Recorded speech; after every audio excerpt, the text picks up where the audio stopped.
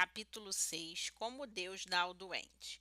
Qual o versículo ou quais são os versículos que Deus usa para nos dar a cura que ele tem preparado para nós? Pela Bíblia, veremos vários métodos pelos quais Deus cura. Não existe apenas um método, mas existe apenas uma fonte, Deus. A unção com óleo com oração da fé. Está alguém entre vós doente? Chame os presbíteros da igreja, e estes façam oração sobre ele, ungindo com óleo.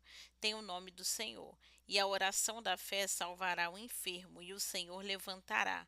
E se houver cometido pecado, ser-lhe-ão perdoado. Confessai, pois, os vossos pecados uns aos outros para serdes curados. Chame os presbíteros da igreja, e esses façam oração sobre ele, ungindo com óleo em nome do Senhor. Tiago 5, do 14 ao 16. Por esse texto, entendemos que o primeiro veículo da cura do Senhor é a unção com óleo, com oração da fé. Desde o Velho Testamento, o óleo tem uma figura muito gloriosa e é a representação da pessoa e da obra do Espírito Santo.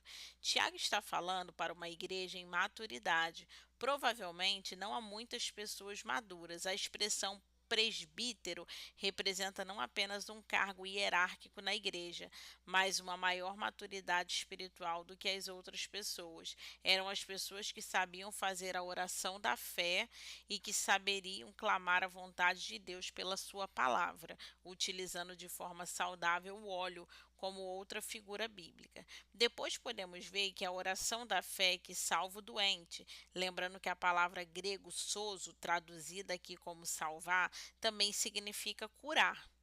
Em outras palavras, poderíamos ler: e a oração da fé curará o doente, o Senhor o levantará.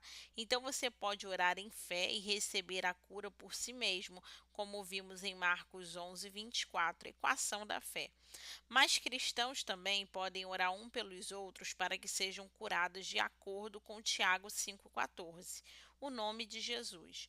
O segundo versículo que veremos é a declaração da autoridade do próprio nome de Jesus, momento em que Pedro e João, pelo poder do Espírito Santo, na autoridade do nome de Jesus, operam um dos grandes milagres da Bíblia em Atos 3. Pedro e João subiam ao templo para a oração da hora nona. Era levado um homem coxo de nascença, ao qual punham diariamente à porta do templo chamada Formosa, para pedir esmola aos que entravam. Vendo ele a Pedro e a João que iam entrar no templo, implorava que lhe dessem uma esmola. Pedro, fitando com João, disse: Olhe para nós. Ele os olhava atentamente, esperando receber alguma coisa. Pedro, porém, lhe disse: Não possuo nem prata nem ouro, mas o que eu tenho, isso te dou em nome de Jesus Cristo Nazareno. Anda!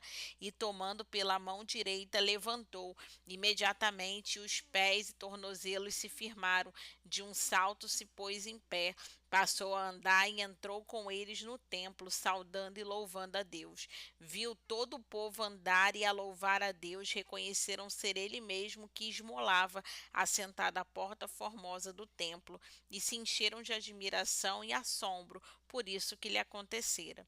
Pedro e João, indo para a porta do templo, foram abordados por um coxo de nascença.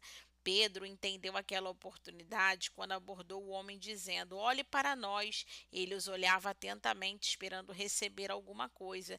Pedro, porém, lhe disse: Não possuo nem prata nem ouro, mas o que eu tenho, isso te dou. Em nome de Jesus Cristo Nazareno, anda. E com essa declaração em nome de Jesus, o homem se levantou e andou. O poder de Deus foi transmitido. A autoridade, com a declaração da autoridade do nome de Jesus, foi o veículo usado para a cura desse homem. Tomai o conhecimento, vós todos e todo o povo de Israel, de que em nome de Jesus Cristo Nazareno, a quem vós crucificaste e a quem Deus ressuscitou dentre os mortos, sim, em seu nome é que está curado perante vós. Atos 4:10. Lenços e aventais. E Deus, pelas mãos de Paulo, fazia milagres extraordinários, a ponto de levarem aos enfermos lenços e aventais do seu uso pessoal, diante dos quais as enfermidades fugiam das suas vítimas e os espíritos malignos se retiravam. Fique imaginando esse momento em que tantas pessoas queriam ser tocadas pelo apóstolo, e aqui por Paulo, fisicamente, não tinham como ele chegar àqueles lugares e a todas as pessoas. Não existiam redes sociais, não era possível enviar uma mensagem ou mandar um vídeo declarando, por exemplo, uma ministração de cura.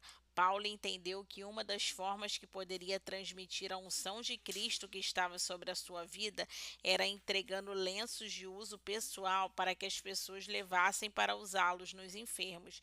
Será que havia alguma coisa mística nos lenços e aventais de Paulo? Será que os demônios expulsos ou as enfermidades que fugiam do corpo dos enfermos tinham algum tipo de temor diante do lenço ou avental de Paulo? Não.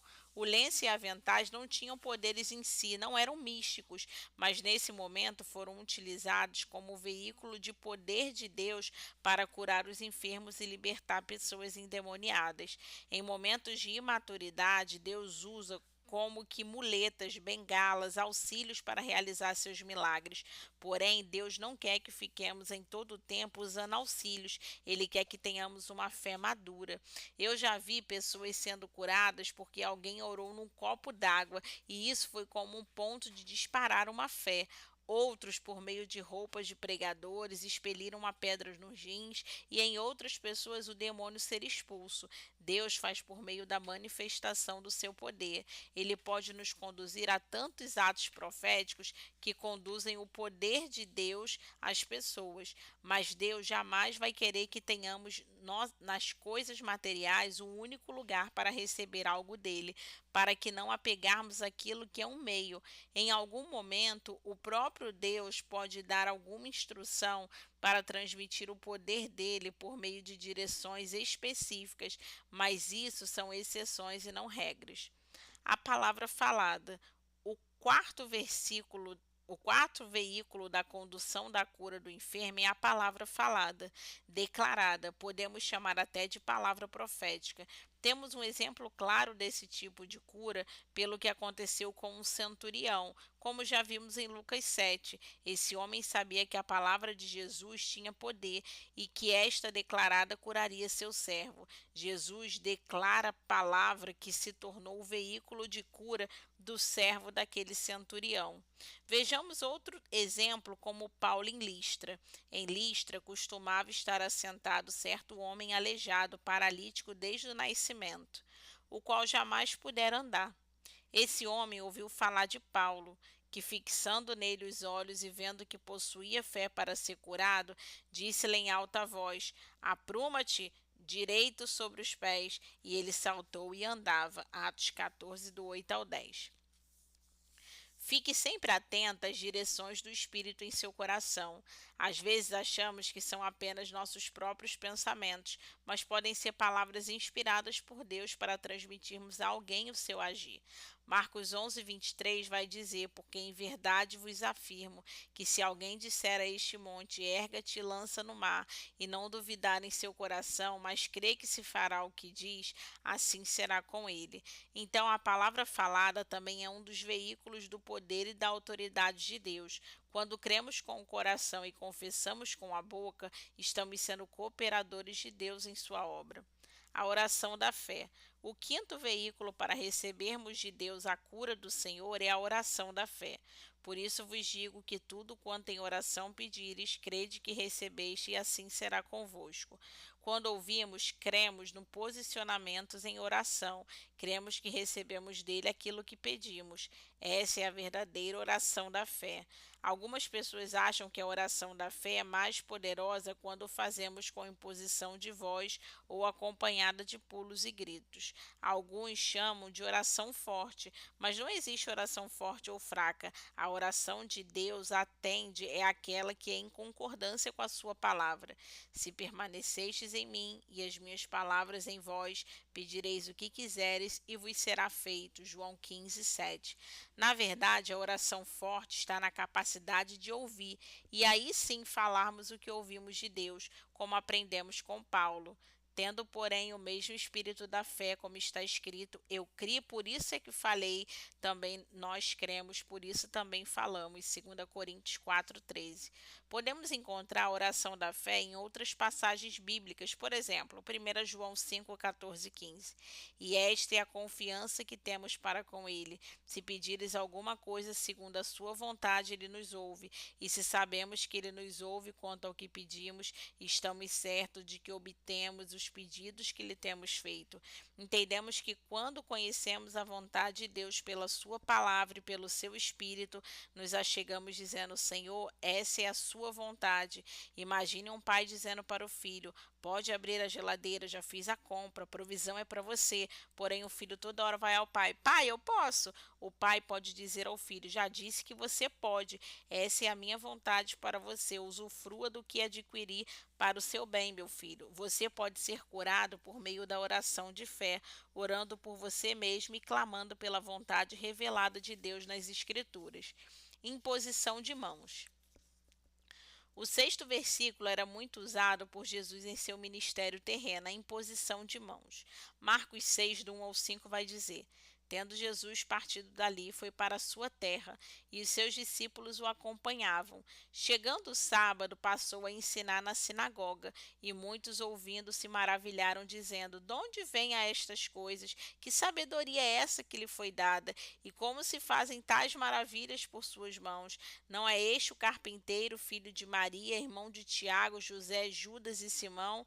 E não vivem aqui entre nós as suas irmãs? E escandalizaram-se nele. Jesus, porém, lhe disse: Não há profeta sem honra, senão na sua terra, e os seus parentes e na sua casa. Não pode fazer ali nenhum milagre, senão curar uns poucos enfermos. Ele curou os enfermos impondo-lhes as mãos. Talvez entendamos que Jesus usou comumente o método de impor as mãos para que pudesse mostrar que ele era o Deus que veio em nosso resgate. Ele é o Filho de Deus que veio em nosso favor. Ao impor as mãos, talvez ele tivesse mostrado a personalidade que tem conosco. Ele impor as mãos também fala sobre a transmissão da unção. Quando mãos são impostas, alguém está transmitindo algo para outra pessoa. Jesus trabalha debaixo da operação contínua do poder de Deus. Ele estava impondo as mãos para transmitir o que o doente precisava naquela hora. Como Deus ungiu a Jesus de Nazaré com o Espírito Santo e com poder, o qual andou por toda parte, fazendo o bem e curando a todos os oprimidos do diabo, porque Deus era com ele. Atos 10:38. Se você estiver alguma dúvida de como ou qual veículo utilizar, saiba que pode utilizar todos os 5 que falamos, mas há uma preferência. Se possível, impõe as mãos, porque é o modelo que mais observamos no ministério de Jesus. Vejamos outro exemplo. Então chegaram a Betsaida e lhe trouxeram um cego, rogando-lhe que o tocasse. Jesus, tomando o cego pela mão, levou-o para fora da aldeia e, aplicando-lhe saliva aos olhos e impondo-lhes as mãos, perguntou-lhes: Vê alguma coisa? Este, recobrado a vista, respondeu: Vejo os homens, porque como árvores os vejo andando. Então novamente lhe impôs as mãos nos olhos, e ele, passando a ver claramente, ficou restabelecido, e tudo designa de modo perfeito. Marcos 8, do 22 ao 25. Jesus, ao curar os cegos, fez de várias formas. A uns ele somente respondeu dizendo: Seja conforme a sua fé. Ao cego Bartimeu ele perguntou: O que queres que eu te faça? E o cego respondeu: Mestre, que eu torne a ver. E o Senhor lhe disse: Vai, a tua fé te salvou. Ao outro ele cuspiu no chão, formou lodo e colocou nos olhos do cego. Mas em Marcos 8, 22, Jesus curou um cego, tocando em seus olhos, impondo-lhes as mãos. A primeira vez ele ministra. O que perguntou: O que você vê? O homem respondeu: Vejo os homens, porque como árvores os vejo andando. Jesus novamente impõe as mãos sobre ele. Era o método mais comumente usado por Jesus e podemos usá-lo também. Lucas 4,40 vai falar: Ao pôr do sol, todos os que tinham enfermos de diferentes moléstias los traziam, e ele os curava, impondo as mãos sobre cada um. Deus é pessoal, é próximo. Ele veio nos tocar, transmitindo a sua vida sobre a nossa vida. E ele usava tanto esse método que marcou a vida dos discípulos na grande comissão. Marcos 16:17 vai dizer: E estes sinais hão de acompanhar aqueles que creem.